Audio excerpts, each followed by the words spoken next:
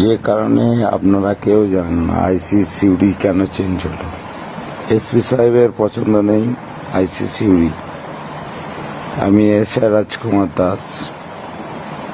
সব থেকে ভিলেনগিরি করেছে আপনার ডিএসপি ডিএনটি।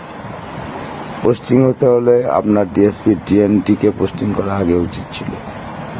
যেটা ট্রাফিক কিছুই মালটা বোঝে না। আমি আপনাকে বলছি, ওনারা অনেক বড় বড় অফিসার। আমার 30 বছর চাকরি। মিথ্যা কিছু না হলো একে বদলি করে দেন, আমাকে বদলি করেছে। সেই রাগ আমার কিচ্ছু নেই, কোনো রাগ নেই। কারণটা হচ্ছে এরা আমাদেরকে দিয়ে ধরাবে আসামি, একে ধরবেন। আপনি কল রেকর্ডে দেখবেন ডিএসপি ডিএনটি আর আমার কল রেকর্ড।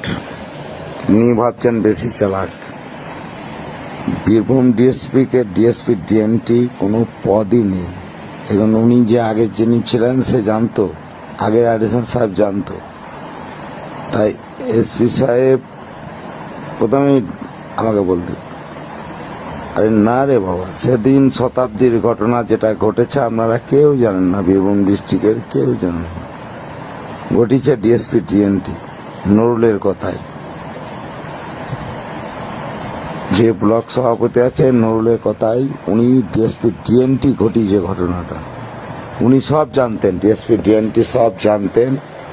জানার পর উনি একমাত্র আমাদের, আমি ছিলামই না ঘটনায়, ডিএসপি সাব ইন্সপেক্টর ছিল, সব যেন। উনি ঢোকার আগে আমার 14 বার ফোন করেছে। উনি বলছে আমাকে একে অ্যারেস্ট করতে হবে। উনি অ্যারেস্ট করেছে, কেউ অ্যারেস্ট করেনি। আমাকে এখানে ওখানে পাঠিয়েছে ডিএসপি ডিএনটি। পানিশমেন্ট হতে হলে ডিএসপি ডিএনটির হওয়া উচিত ছিল।